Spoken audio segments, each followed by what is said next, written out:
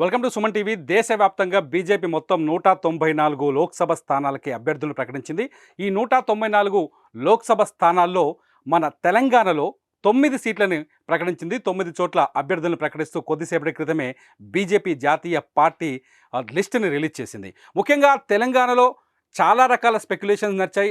అనేక మంది బీజేపీ సీట్ల కోసం పోటీ పడ్డారు. బీజేపీ ఎంపీ సీట్ల కోసం ఈసారి తెలంగాణలో బీఆర్ఎస్ ఓటమి తర్వాత తెలంగాణలో బీజేపీ వేగంగా బలపడబోతుంది. Avira Women's Day special offer 50% off on IUI IVF valid till 8th March. Parliament ఎన్నికల నాటికి బీజేపీ మరింత బలపడుతుంది. ఎందుకంటే కాంగ్రెస్ పార్టీ విజయం సాధించిన తర్వాత ప్రత్యామ్నాయం మేమే అంటూ మొదటి నుంచి బీజేపీ చెప్తూ వస్తుంది. ఈ నేపథ్యంలో అనేక మంది చాలామంది పోటీదారులు కీలకమైన నేతలు పోటీ పడ్డారు. కానీ అందరి అంచనాల్ని తారుమారు చేస్తూ, అందరి ఆశావాహుల్ని తారుమారు చేస్తూ బీజేపీ లిస్టును విడుదల చేసింది. ప్రస్తుతానికి 9 చోట్ల అభ్యర్థులను ప్రకటించింది. 9 చోట్ల ప్రకటించిన అభ్యర్థుల లిస్ట్ ఒకసారి చూస్తే బండి సంజయ్ కరీంనగర్ నుంచి బండి సంజయ్ పేరును ఖరారు చేసింది. గతంలో సిట్టింగ్ ఎంపీ అయినా ప్రస్తుతం సిట్టింగ్ ఎంపీగా ఉన్నారు బండి సంజయ్. బండి సంజయ్ బీజేపీ తెలంగాణ శాఖ అధ్యక్షుడిగా పనిచేశారు. అధికారంలో ఉన్నప్పుడు బీఆర్ఎస్ ప్రభుత్వం పైన గట్టి పోరాటం చేశారు. ఆ తర్వాత బండి సంజయ్ స్థానంలో తెలంగాణ బీజేపీ అధ్యక్షుడిగా కిషన్ రెడ్డి బాధ్యతలు చేపట్టారు. దీంతో బండి సంజయ్కి కరీంనగర్లో మంచి పట్టుంది. బండి సంజయ్ మరోసారి విజయం సాధిస్తారని చెప్పేసి బీజేపీ చాలా బలంగా విశ్వసిస్తోంది. ఈ నేపథ్యంలోనే బండి సంజయ్ని కరీంనగర్ నుంచి ఖరారు చేసింది. ఆ తర్వాత ధర్మపురి అరవింద్ నిజామాబాద్ ఎంపీగా ఉన్నారు. ఈయన కూడా సిట్టింగ్ ఎంపీ. గతంలో 2019లో మంచి మెజార్టీతో ఆయన నిజామాబాద్ నుంచి గెలిచారు. కాకపోతే ధర్మపురి అరవింద్ పసుపు బోర్డు పైన ఇచ్చిన హామీ కొంత వివాదాస్పదంగా మారింది. బీఆర్ఎస్ అధికారంలో ఉన్న బీఆర్ఎస్ ధర్మపురి అరవింద్ని పసుపు బోర్డు కోణంలోనే టార్గెట్ చేస్తూ వచ్చింది.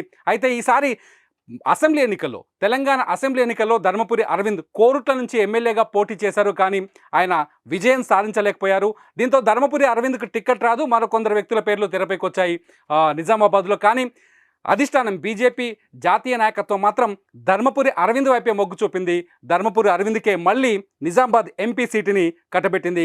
నిజామాబాద్ ఎంపీ నుంచి పార్లమెంట్ నుంచి ధర్మపురి అరవింద్ పోటీ చేయబోతున్నారు. ఇకపోతే బీబీ పాటిల్ కూడా ఇప్పుడు సిట్టింగ్ ఎంపీఏ. జహీరాబాద్ నుంచి బీబీ పాటిల్ బీఆర్ఎస్ ఎంపీగా ఉన్నారు. చాలా రోజుల నుంచి, అంటే తెలంగాణలో అసెంబ్లీ ఎన్నికలు రాకముందు నుంచే బీబీ పాటిల్ చుట్టూ స్పెక్యులేషన్స్ నడుస్తున్నాయి. బీబీ పాటిల్ త్వరలోనే బీజేపీలో చేరబోతున్నారు. తెలంగాణ ఎన్నికలకు ముందే ఆయన బీజేపీలో చేరతారనే ప్రచారం జరిగింది. బీబీ పాటిల్ జహీరాబాద్లో చాలా బలమైన నాయకుడు. మొదటి నుంచి బీబీ పాటిల్కి మంచి ఫాలోవర్స్ ఉన్నారు. జహీరాబాద్ నుంచి చాలా మంది వ్యాపారవేత్తలు చాలామంది టికెట్ను ఆశించారు. కానీ బీజేపీ అధిష్టానం మాత్రం ఫైనల్గా బీబీ పాటిల్ పేరుని ఫైనల్ చేసింది. సిట్టింగ్ ఎంపీ ఏదైతే బీఆర్ఎస్ నుంచి వచ్చి బీజేపీలో నిన్నే జాయిన్ అయ్యారు, ఆయన జాయిన్ అయిన మర్నాడే ఆయనకు సీటును ఖరారు చేస్తూ కేంద్ర బీజేపీ జాతీయ నాయకత్వం నిర్ణయం తీసుకుంది. ఇక మల్కాజ్గిరి దగ్గరకు వస్తే మల్కాజ్గిరిలో పోటాపోటీ కొనసాగింది. మల్కాజ్గిరి సీటు పైన అనేక మంది ఖర్చీఫ్లు వేసుకొని కూర్చున్నారు బీజేపీ నాయకులు. చాలామంది ఎక్స్పెక్ట్ చేశారు. ఈటల రాజేందర్ పేరును ఫైనల్గా ఖరారు చేసింది మల్కాజ్గిరి నుంచి బీజేపీ కేంద్ర నాయకత్వం. మల్కాజ్గిరి నుంచి మురళీధర్ రావు, బీజేపీలో కీలక నేత మురళీధర్ రావు సీటును ఆశించారు. అలాగే ఒక విద్యా సంస్థల అధినేత మల్కా కొమరయ్య కూడా బీజేపీ టికెట్ను ఆశించారు.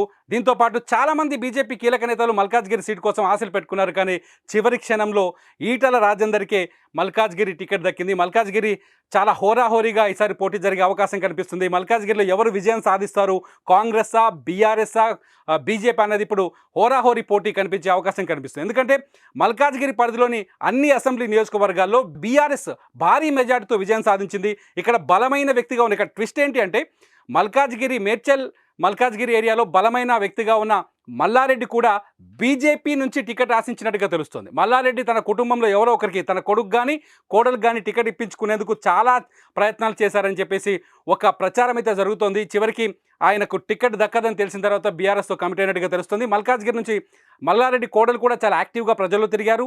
మల్లారెడ్డి కొడుకు కూడా చాలా యాక్టివ్గా ప్రజల్లో తిరిగారు. అయితే మల్లారెడ్డి మాత్రం చాలాసార్లు ప్రెస్ మీట్లో మాట్లాడినప్పుడు తన కొడుకు కోసం టికెట్ని ఆశిస్తుందని చెప్పారు. అంతేకాదు బీఆర్ఎస్ అధిష్టానం ఆదేశిస్తే తను బీఆర్ఎస్ నుంచి ఎంపీగా పోటీ చేయడానికి, మల్కాజ్గిరి ఎమ్మెల్యేగా రాజీనామా చేసి ఎంపీగా పోటీ చేయడానికి కూడా సిద్ధంగా ఉన్నానని చెప్తూ వస్తున్నారు.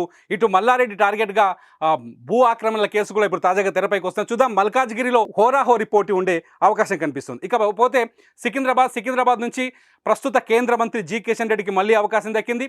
కిషన్ రెడ్డి తెలంగాణ అంబర్పేట ఎమ్మెల్యేగా ఉన్నప్పుడు, బీజేపీ అధ్యక్షులుగా ఉన్నప్పుడు బీజేపీ పార్టీకి కేర్ ఆఫ్ అడ్రస్గా ఉన్నారు. కిషన్ రెడ్డి మొదటి నుంచి బలమైన నాయకుడిగా ఉన్నారు. కేంద్రంలో బీజేపీకి మంచి పట్టుంది.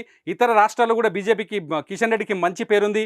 సికింద్రాబాద్లో మళ్ళీ సికింద్రాబాద్ నుంచి కిషన్ రెడ్డి పోటీ చేయబోతున్నారు. సికింద్రాబాద్లో కూడా ఈసారి కాంగ్రెస్ నుంచి ఎవరు పోటీ చేస్తారు, బీఆర్ఎస్ నుంచి ఎవరు పోటీ చేస్తారు అనేది కొంత చర్చ ఉన్నప్పటికీ కిషన్ రెడ్డి మాత్రం మళ్ళీ సికింద్రాబాద్లో పట్టు సాధించే అవకాశాలు ఉన్నాయని చెప్పేసి బీజేపీ అంచనా వేస్తుంది. అందుకనే బీజేపీ జాతీయ నాయకత్వం మళ్ళీ కిషన్ రెడ్డినే కన్ఫర్మ్ చేస్తూ వచ్చింది. ఇకపోతే హైదరాబాద్ సీటు విషయంలో కొంత ఇంట్రెస్టింగ్ పాయింట్ ఒకటి చెప్పాలి. ఇక్కడ హైదరాబాద్ నుంచి విరించి హాస్పిటల్స్ అధినేత మాధవీలతకు ఈసారి అవకాశం దక్కింది. మాధవీలత ఆధ్యాత్మిక కార్యక్రమాలు చేస్తున్నారు.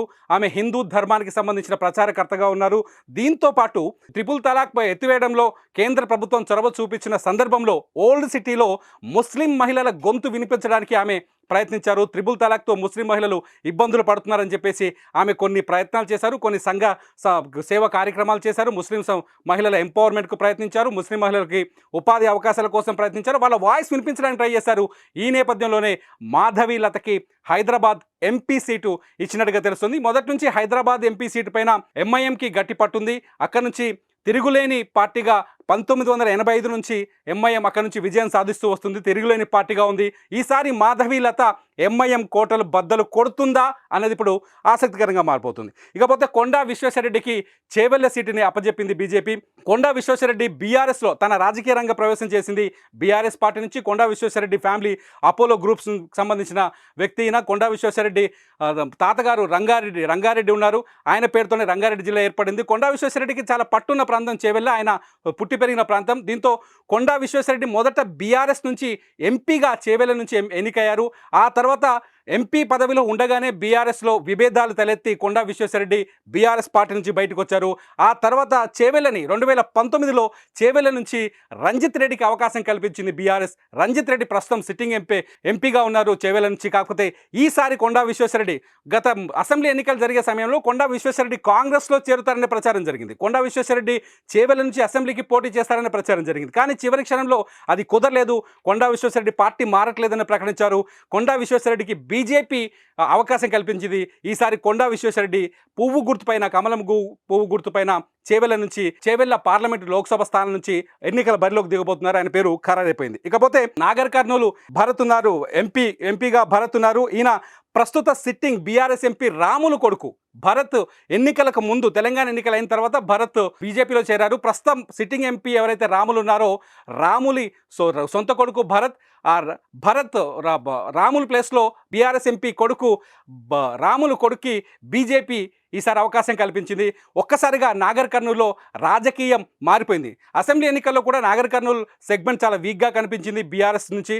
కాంగ్రెస్ చాలా బలంగా ఉంది మహబూబాబాద్లో, నాగర్ కర్నూలు ఏరియాలో. సో ఈసారి ప్రభుత్వ వ్యతిరేక ఓటు కావచ్చు, బీఆర్ఎస్ వ్యతిరేక ఓటు కావచ్చు, తమకి కలిసి వస్తుందనే ఆలోచనలో బీజేపీ ఆలోచిస్తున్నట్టుగా తెలుస్తుంది. ఈ నేపథ్యంలోనే రాములు కుమారుడు భరత్కి అవకాశం కల్పించినట్టుగా తెలుస్తుంది.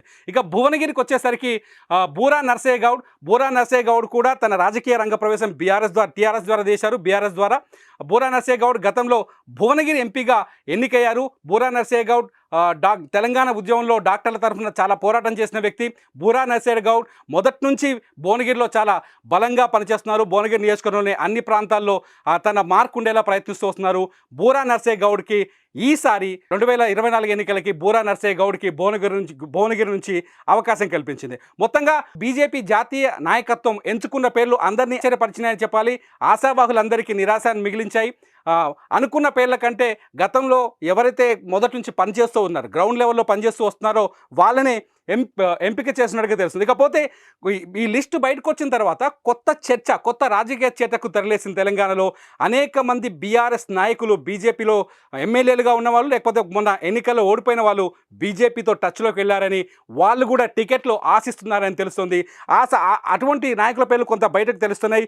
నల్గొండ పార్లమెంట్ స్థానం కోసం నల్గొండ బీజేపీ అభ్యర్థిగా సైదిరెడ్డి, ఎవరైతే మాజీ ఎమ్మెల్యే సైదిరెడ్డి ఉన్నారో సైదిరెడ్డి ప్రయత్నిస్తున్నట్టుగా తెలుస్తుంది. సైదిరెడ్డి ఇప్పటికే బీజేపీ అధినాయకత్వంతో టచ్లో ఉన్నారని, సైదిరెడ్డి బీజేపీకి వస్తే ఆయనకి ఎంపీ టికెట్ వచ్చే అవకాశం ఉందని తెలుస్తుంది. ఇకపోతే ఆరూరు వర్ధనపేట ఎమ్మెల్యే ఆరూరి రమేష్ పేరు కూడా ఇప్పుడు తెరపైకి వచ్చింది. ఆరూరి రమేష్ వరంగల్ ఎంపీ సీటు కోసం ప్రయత్నిస్తున్నారని, ఆయన వరంగల్ నుంచి బీజేపీ తరఫున పోటీ చేసేందుకు సిద్ధమవుతున్నారని తెలుస్తుంది. మొత్తంగా తెలంగాణలో అసెంబ్లీ ఎన్నికల నుంచి పార్లమెంట్ ఎన్నికలకు వచ్చేసరికి రాజకీయాల్లో పెనుమార్పు కనిపిస్తోంది.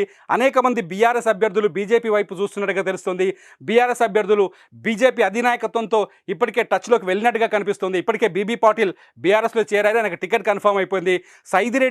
సైదిరెడ్డితో పాటు ఇప్పుడు ఆరూరి రమేష్ పేరు కూడా తెరపైకి రావడంతో తెలంగాణలో కొత్త ఆసక్తికరమైన రాజకీయానికి తెరలేసినట్టుగా తెలుస్తుంది. ఇంకా మరికొన్ని స్థానాలు పెండింగ్లో ఉన్నాయి. రెండో లిస్టులో మిగతా తెలంగాణ అభ్యర్థుల పేరు కూడా ఖరారు చేసే అవకాశం కనిపిస్తుంది. చూద్దాం ఈ అభ్యర్థుల పేర్లు ఖరారైన తర్వాత తెలంగాణలో రాజకీయ పరిణామాలు ఎటువైపు తిరుగుతాయి, ఏ మలుపు తిరుగుతాయో ఎదురు చూద్దాం.